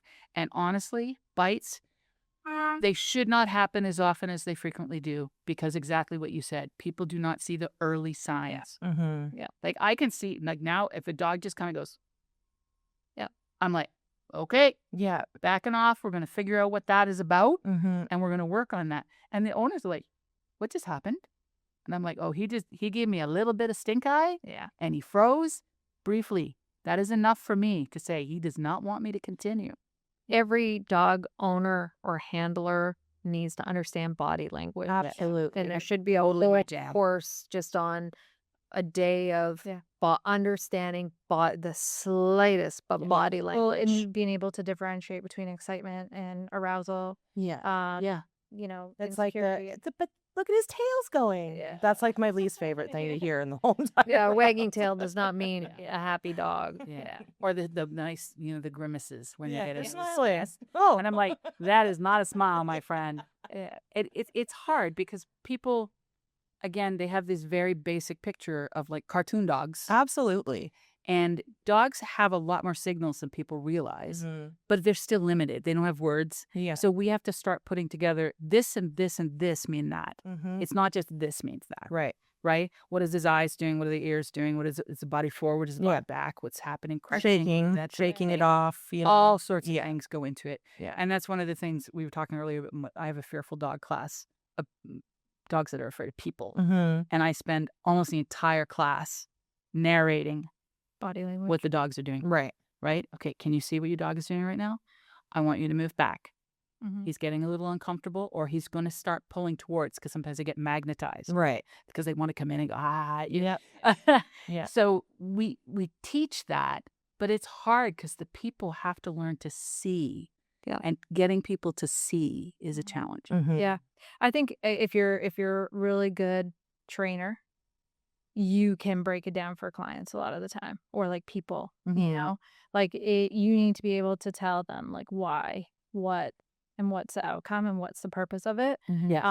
Because and I say this all the time to clients, is I want you to be able to walk into a room, recognize something right away, and be like, yeah, you know what? There's actually a really good training opportunity, so I'll work here versus continuing forward, right? I think it really opens up people's eyes, and especially like, they love their dog, Of course. right? And if you make that breakthrough of like, hey, like your dog's showing like this, start here. Yeah. Let's build some confidence. Yes, whatever. Make Yeah. things really black and white. Then, you like, again, dog body language is like the key. Yeah. Like it's being able to recognize those things. And the good thing about that too, when people learn those things, is they also start to see, my dog doesn't feel right today. Mm-hmm. Right? They can catch things Yeah. earlier. Like I have a client who was really good at seeing things and came down to me. I was at their cottage and he came down and he said, the dog's off. And I said, what do you mean? He said, well, he's just standing there and he's doing this. And I'm like, oh, Doberman. Mm. Dog was bloating. Mm-hmm. Right? Like, so when you start to see things, you start to get better at seeing them before they're For huge. sure. Yeah. And then you can deal with things. Definitely learning a lot. benefits to it. Like, it's not just about being safe and behavior. Yeah. You can start to see the little hunch, when they start to feel like they're not. You know your doing dog. well, and You know you your should You know can your even dog. tell, like in our world, like Yeah. when we're meeting Yeah. families with our dog, you can see that like initial, the dog's body may not be, or sometimes they're like, Yeah. it just depends. But like we've learned, a little bit better how to read it than when I first started. But I feel like you guys are right. A lot of the owners aren't seeing those things. Yes. Okay, so we have literally 4 minutes left, and there's 2 important topics I want to touch on. Okay. So one, Such a list. I know, and we haven't, and we haven't even made it through half the list. Oh Remember, my you guys were God. like 2 hours. What are we going to talk about? Believe me, it goes by, and we haven't touched on half of it. Rogan style, where I he just know. goes for like 6 hours. Sweet, especially talking dogs. We could be talking for hours and still not reach it all. So one, do you think? So I am adamantly against puppy yoga. I think it's just Same. wrong. Me too. Same. I think it's just horrible. I Yeah. think it's exploitation. I Yeah. don't even understand why rescues are doing it, and I think they're stepping away from it. There's new companies coming out, puppy yoga. So I'm gonna ask. I have my opinion. I'm gonna ask the trainers. Do you think puppy yoga is good for puppies? I honestly, I don't know. I haven't really seen exactly what goes on in a puppy yoga class, so I can't be They sure. put all the Yeah, puppies out on the do yoga. floor. You do yoga, and the puppies Or are try just to. doing their thing. Then I don't know if the puppies are all I don't know what vaccinated attractions and not. they're not. They're really young. They're not vaccinated. Then no, because that's a risk. I think you have the risk of unintentionally creating a lot of excitement around people, Yeah. and then you lose value in yourself because they're in an excited state. And like I said, you try to do yoga, and all of a sudden puppies are coming up into your space, and People are we're giggling just and creating, laughing. Yeah. we're potentially creating like problematic behaviors really early on, right? But again, it's all going to be dog dependent. Well, and I mean, It's- years ago with Dunbar, it was like puppy parties were a thing, and you passed the puppy. We don't do any of that stuff anymore. Yeah, it's Right. very old So school. yeah, but it's also it's a marketing thing, yeah. right? It's like, oh, look, the cute puppies. I'm like, yeah. I feel like it does more for the yoga people than it does for the puppies. Well, I think, these are not obviously serious yoga people, 'cause Right. They don't want puppies there. No. They want Yeah. to do their, Yeah. For me, it's all about the nap, right? So it's the savasana at the end, but yeah, puppy yoga it's silly, really. It's also a risk. Yeah, just disease wise. Yeah, that's what worries Yeah. me. Can you teach an old dog new tricks? Absolutely. Yes. Yeah. Absolutely. So Sometimes never it give takes up on your longer. dog. No. Yeah, it just takes longer because the Yes. learning history is different. Yeah. Right? If they've been doing something for years and now you're asking them to do something else, it's going to take, like, again, I'm old. Learning new things is hard sometimes. It's good for But- the brain, though. So you have to really concentrate and you have to practice and you have to manage so that they're not doing the old behavior, but you can teach them all sorts of things and it helps them be healthy longer cognitively, just Yeah. like people. I do my crosswords. Yeah. I I just recently had, like, I actually, surprisingly enough, I get a lot of dogs that are like 5, 6, 7, 8, 9 that people are like having problems with. I just recently had a 4-year-old German Shepherd Malinois come in, multiple contact points on the vet, and they were worried. I'm like, oh, no. He went through the program and came out, and actually just recently got an email saying that they find it very manageable and they can see like the difference. My sister, she had my niece is 6 now, but she sent me her dog because she was finding it overwhelming, and her dog was just a little Maltese Shih Tzu. Yeah. 10 years old, sent him to me. Took me 8 weeks, but she was like, I wish that I had done this sooner. Everybody says Yeah, that though. I wish I had done this sooner. Like the difference between like him just walking listless in the house to Mhm. I can just tell him to go on his place bed or, stay on the couch or like, like there's there's a lot less anxiety around it too. But yeah, it definitely can be done. And I stand by this when we get apprentices. Like what makes a really good dog trainer is patience. Yeah. Yeah. is patience. You can't have quick fixes. Yeah. Yeah. Quick fixes are bad for everybody. Yeah. And especially from a humane point of view, they're very bad for the dog. Mhm. Yeah. It doesn't need to happen that way. But it is, I just want to quickly go on. When we have puppies or we have young dogs or we get a dog, start training. Mhm. Start seeing when there are problems. Yeah. Mhm. Don't wait to get help. Yeah.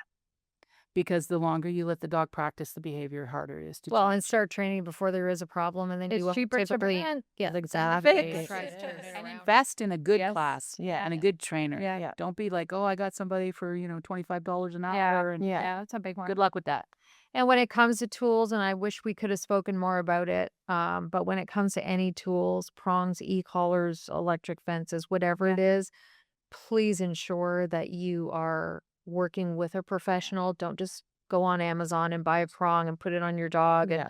think you've got it. Yeah. Work with a professional. Make sure the tools are being done and worked with your dog And adequately and research what safely. proper Yeah. methods are. Yeah. Because there's a lot of professionals out there who should not be having their Yeah, hand on a agreed. remote Yeah. at all. Yeah. Agreed. So this would be a podcast part 2. Yeah. I mean, and 3 and 4, there's just Yeah. so much to talk We're about. happy to come again. Yeah, I appreciate you Yeah. guys coming and your expertise and your differing opinions that also come together. And that's what makes a trainer a good trainer.